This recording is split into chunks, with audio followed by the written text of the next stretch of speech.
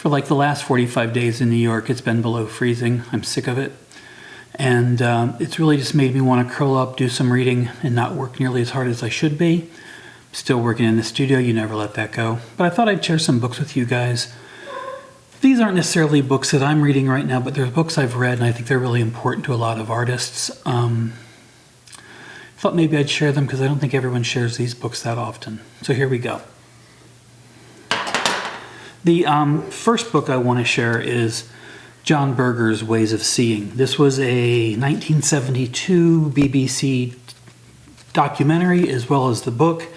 It actually introduces the world to the word, the male gaze, along other things. And what it really does is it focuses on understanding how we look at pictures and how we see images, advertising, movies, whatever. And really opens up the door to understanding the modern context of how we view things and how we are ourselves referencing other images as we're viewing our images that we make in front of us.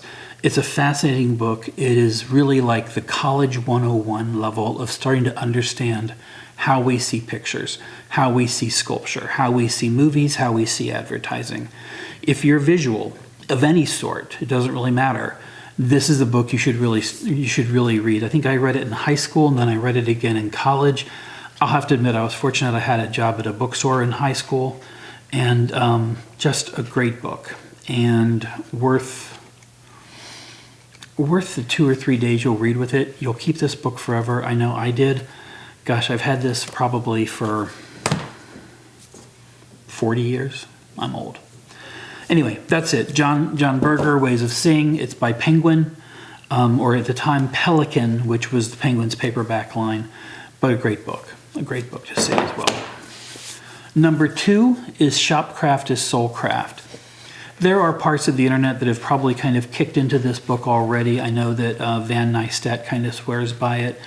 And what it really does is it makes a case for working with your hands and creative thinking, physical creative thinking, versus just intellectual work. And when I say intellectual work, I mean doctoring, lawyering, computer programming, that kind of stuff, intellectual-based work, versus this. And his story is really very fascinating. He goes from working in a think tank in Washington, D.C., to opening up a small motorcycle repair business in Richmond, Virginia. And along the ways we start thinking about and reevaluating the ideas of working with your hands or working in a vocational space. And this is not the guy who's going to say that, you know, everyone has to go to work vocational schools. That's not what he's thinking, or even working in vocational jobs. But what he is saying is, and I think he's completely right, there is a serious alternative if you're not the kind of person who wants to sit behind a desk and use those kind of problem-solving skills. There's a whole second set of problem-solving skills that are far more physical. You know, if you have a plumber come to your house, if you've got a car that won't run, there is someone who's going to be able to sit there and go, okay, let's see what's going on. Okay, this isn't turning over. Why is it not turning over? And they can actually fix that problem, but it's using a whole different set of tools that you wouldn't use intellectually. And the great thing about Shopcraft is Soulcraft is it's kind of non-judgmental, but it does make the case that the vocational world is a very important and very serious world.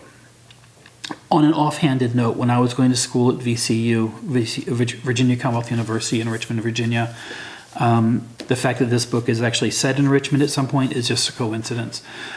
One of the things that the sculpture department told all of its students was learn how to use an orbital sander, learn how to use a thing to be able to work on cars, refinishing cars.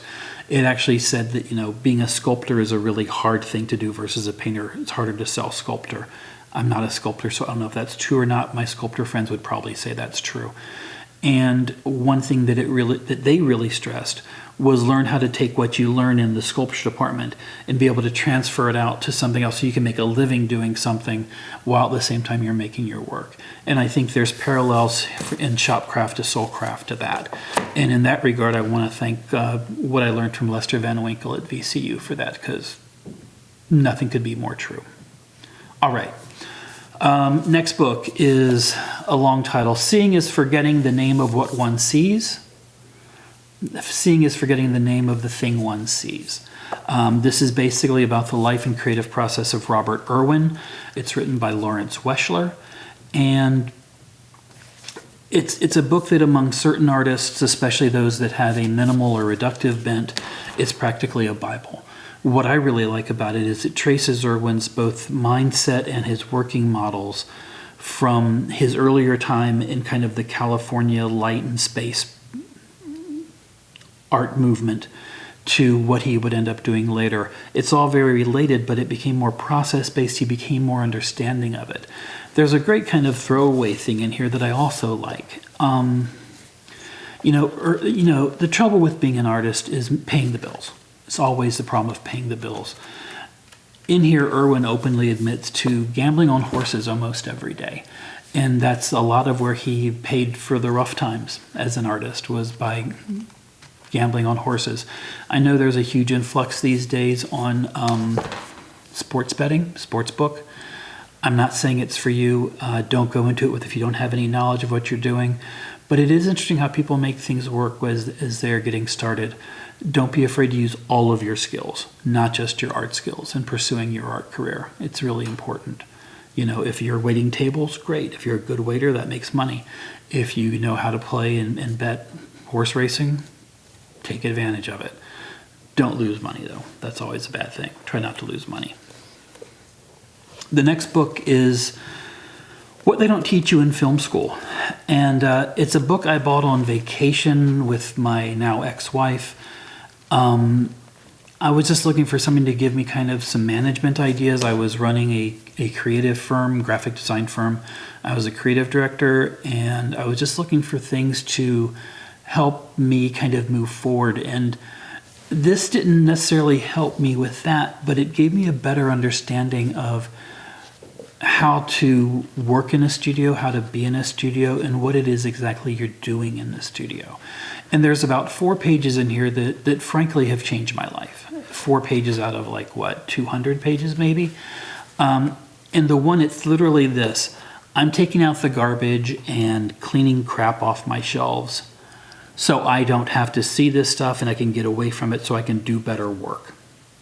They had this whole kind of system where I'm doing X so I can do X. And that second X is always so I can focus on what I'm doing better, or so I have more connections in the industry for what I'm doing forward. I found this to be really fascinating. And I found it to be kind of the smartest way to think about the mundane details of what we do in the studio. Because let's be honest, if you're in a studio, there's a ton of mundane things that we do all the time. It's not all like, oh, everything's fabulous and this and that. I mean, there's days you gotta clean the brushes, you gotta mop the floor, you gotta do whatever you gotta do. And this is the kind of thing that let me kind of contextualize all that in a way that it wasn't just about being clean. It's being clean so that clutter goes away and I can do something else. I found it critically important to what I do. Okay, lastly, this is Daybook by Anne Truitt. Anne Truitt is a internationally known sculptor.